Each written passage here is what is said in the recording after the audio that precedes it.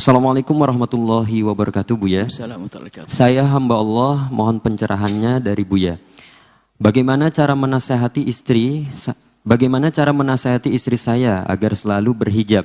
Istri selalu menjawab, apakah hijab itu wajib? Loh, istri ustadz saja yang paham agama suka tidak pakai hijab saat di luar rumah, saat undangan.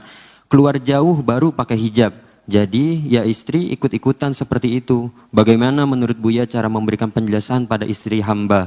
Hatur nuhun Buya. Wassalamualaikum warahmatullahi wabarakatuh.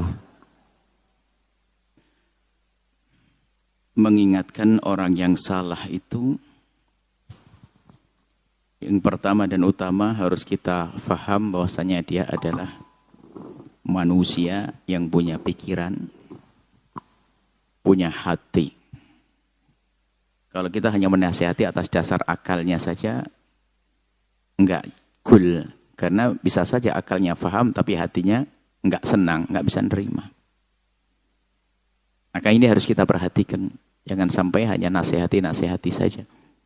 Apalagi itu adalah istri pasangan yang serumah, yang hidup dengan kita. Jadi enggak gampang, bahkan kadang lebih berat. Menasihati pasangan itu adalah jauh lebih berat daripada nasihati orang yang ada di luar. Cuman kami ingatkan sebaik-baik pasangan adalah yang paling mudah dinasihati. Tidak usah senyum Anda. Anda jangan menjadi orang yang dinasihati susah, penyakit itu Anda itu. Jadi kita nasihati orang pasangan Anda. Jadi kalau pasangan Anda menasihati Anda, harus memperhatikan tentang diri Anda. Anda adalah orang yang punya akal dan juga punya hati. Baik. Kemudian yang kedua adalah urusan dengan gini, menilai orang lain. Yang dalam kita menilai orang lain adalah jangan sekali-kali Anda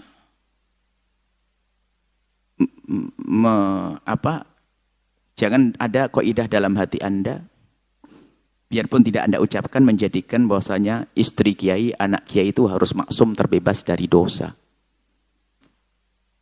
Atau tidak bisa melakukan kesalahan. Ini bahaya. Kadang-kadang ada kebencian di hati kita kalau sudah salah, tuh kan. Termasuk biasanya ini ada hubungannya dengan misalnya dzurriyyah baginda Nabi. Kalau sudah ada dzurriyyah Nabi salah misalnya, langsung tuh kan, berarti ada benci. Anaknya kiai tuh kan, karena sebenarnya kita sudah lama benci dengan anaknya, dengan kiai. Atau Islam tuh kan. Atau anak santri tuh kan. Nah ini adalah sebuah kesalahan dalam kita menilai. Santri belajar baik, tapi dia tidak maksum. Tidak terbebas dari dosa, bisa salah. Kemudian istri kiai manusia biasa. Tidak maksum.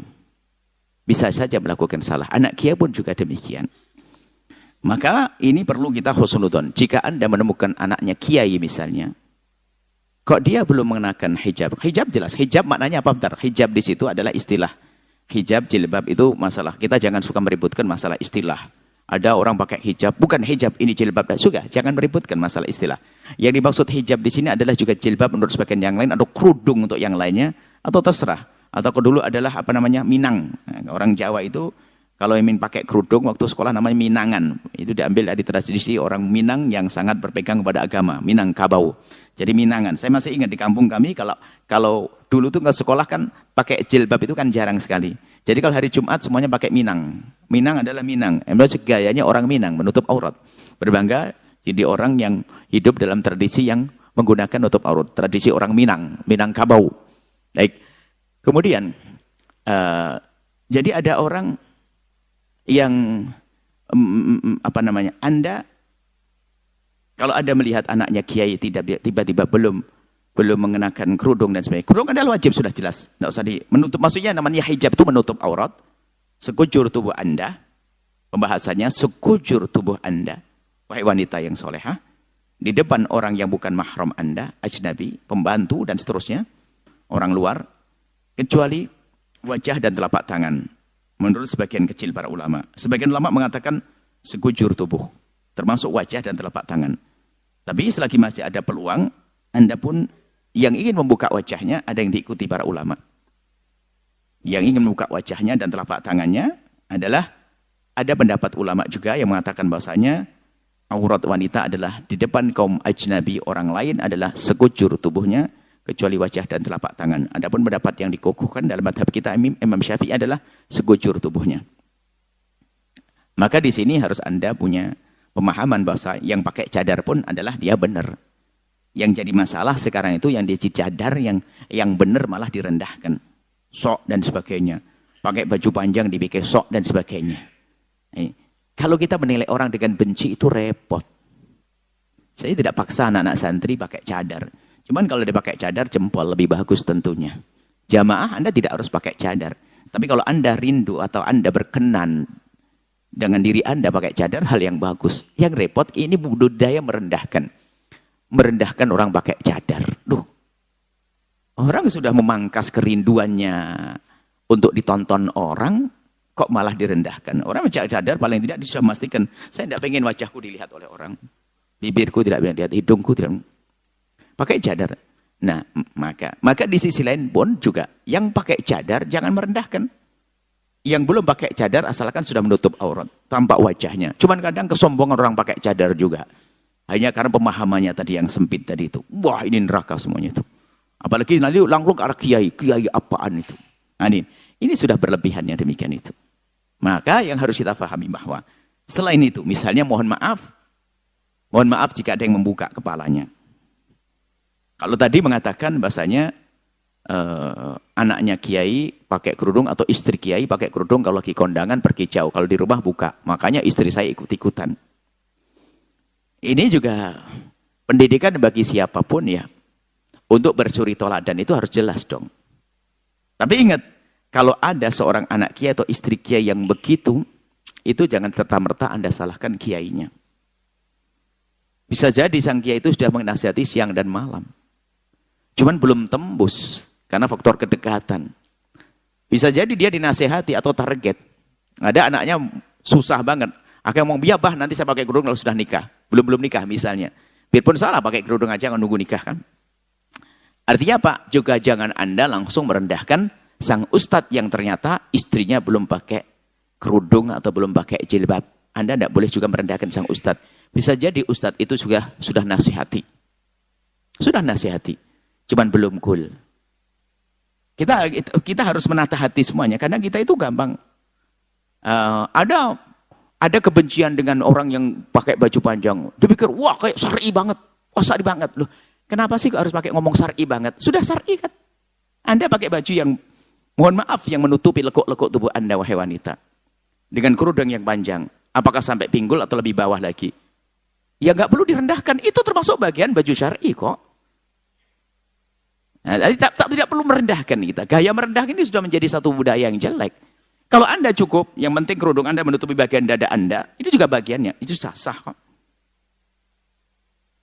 Nah, jadi kita itu sering gampang merendahkan orang lain.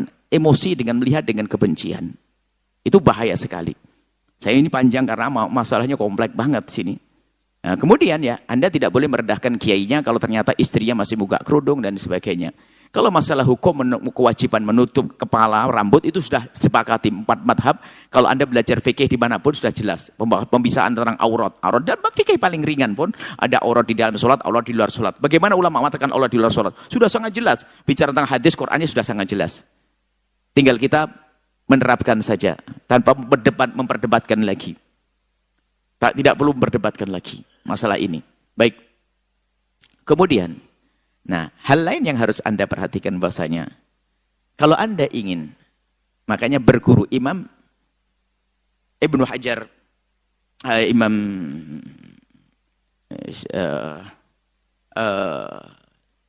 yang punya Ta'lim. Di dalam kitab Ta'lim itu, kalau kamu ingin belajar, itu hendaknya kamu memilih sekiranya kita bakal bisa bersuri toladan. Kagum. Ya. Kekaguman. Jadi kalau kita berguru, kenapa Nabi dijadikan suri toladan mutlak dari apapun. Tapi ke bawahnya adalah tentunya enggak ada seperti Nabi, hanya ada Nabi.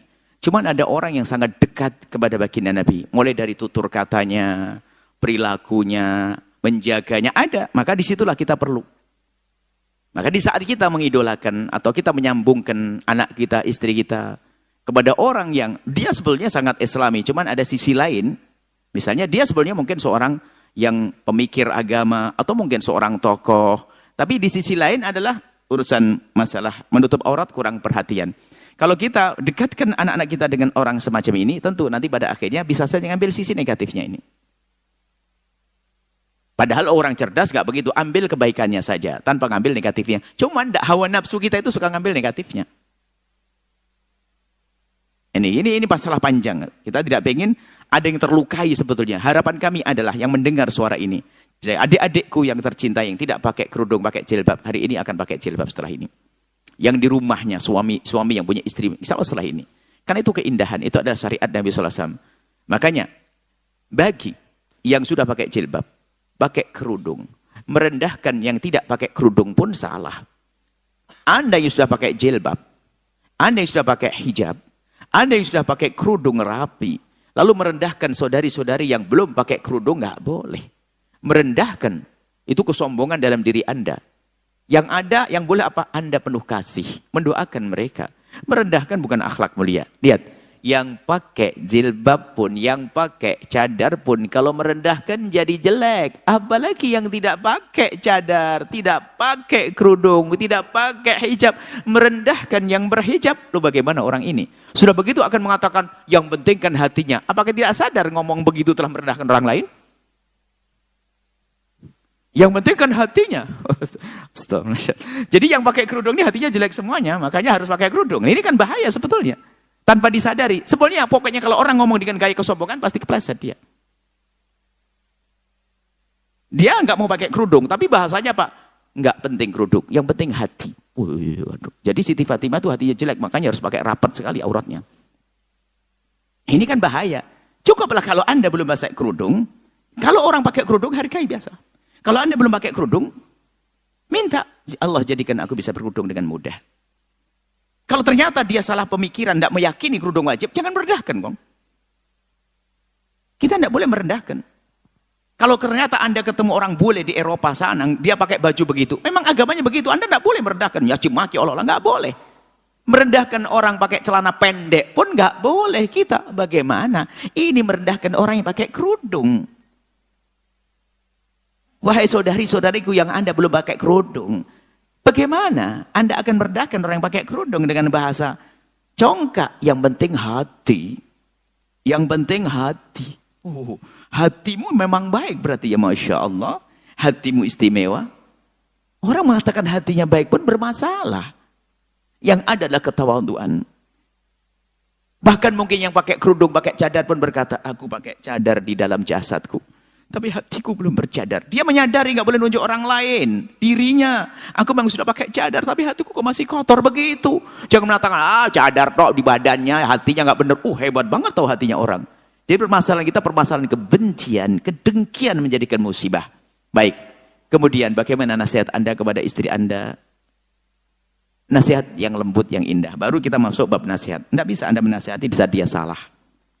Nasihati di saat Anda mesra, di saat Anda indah. Bukan nasihati di saat istri Anda sudah mau kondangan, bajunya seronok, lalu Anda nasihati, wah dilempar piring nanti. Akan tapi menasihati waktu mesra, waktu indah, yang baik, yang lembut. Sebab yang nerima adalah bukan akal ya, tapi hatinya. Hatinya yang bisa, maka ambil hatinya dulu dengan kelembutan, keindahan. Bahasa yang lembut, tutur kata yang baik dan sebagainya. Enggak boleh, pakai tanda, enggak benar tuh. Ini enggak boleh marah-marah. Kami himbau kepada para suami, kalau ngiring istrinya yang indah, yang lembut, dengan penuh kasih. Ngobrolnya bukan waktu dia mau melanggar. Bukan waktu dia melanggar. Nanti dia selesai diingatkan. Masya Allah. Dengan keindahan akan mudah kita sampai kepada tujuan ya. Tapi juga jangan dibiarkan begitu saja. Dan kepada para wanita semuanya. Khususnya Anda. Yang sudah pakai jilbab. Pakai kerudung. Apalagi pakai cadar. Minta pada Allah ada istiqomah. Dan ingat. Jangan Anda merendahkan mereka-mereka yang belum pakai cadar. Atau mereka yang belum pakai kerudung. Ingat. Jangan rendahkan. Kalau Anda merendahkan yang kotor hati Anda. Bukan jasad Anda. Aurat hati Anda yang tersingkap. Anda kotor hati. Bagi yang adik-adikku semuanya. Bagi Anda yang belum bisa pakai kerudung. dengar nasihat mulia ini, katailah, harapan kami adalah di esok hari engkau akan menjadi wanita yang sangat mulia, rindu menutup aurat, sehingga aurat Anda boleh dibuka hanya untuk suami Anda, orang yang Anda cintai, bukan Anda obral ke sana kemari, dan Anda akan jadi anak mulia. Tolong jangan rendahkan yang pakai jilbab, jangan rendahkan yang pakai cadar, wahai adik-adikku yang hari ini belum menggunakan kerudung. Kemudian bagi semuanya, mengenakan jilbab semacam ini adalah ibadah. Jauh lebih gede pahalanya daripada sholat duha yang Anda dirikan. Jauh lebih gede pahalanya daripada sholat tahajud yang Anda lakukan, wahai para ibu-ibu yang soleha. Karena apa? Menutup aurat hukumnya wajib. Sholat duha adalah sunnah. Maka kenakan ini di saat Anda bertemu dengan kaum pria. Jangan hanya di saat ketemu di majlis. Sampai di rumah lalu dibuka. Nggak begitu. Anda ini solehah benar dalam kedugaan kami. Gunakan di rumah. Dan niati itu adalah ibadah. Anda menjaga aurat Anda ibadah. Ada nilai di hadapan Allah seperti melaksanakan ibadah solat lebih dari itu bahkan. Seperti itu insya Allah. Semoga semuanya jadi terjaga, aurat terjaga. Kemudian juga kalau Anda, wahai adikku yang solehah, engkau membuka auratmu. Pertama, kesalahan pada dirimu dan semoga Allah ampuni. Yang kedua, engkau mengundang dosa orang yang melihatmu. Jika satu orang yang melihat dosa satu, kamu pun dapat. Jika yang melihat 10 orang, maka 10 orang juga dosa, kamu dapat. Maka wahai adikku yang masih anak-anakku yang belum menutup aurat, mintalah kepada Allah, ya Allah bimbing kami ya Allah, agar kami bisa menutup aurat kami. Dan ingat semuanya dengan keindahan. Jangan ada yang mencaci, jangan ada yang mengolok. Semuanya dengan keindahan. Wallahu a'lam bishawab. Setelah Anda menyaksikan video ini, jangan lupa berselawat kepada baginda Nabi Muhammad sallallahu alaihi wa alihi wa sahbihi wasallam.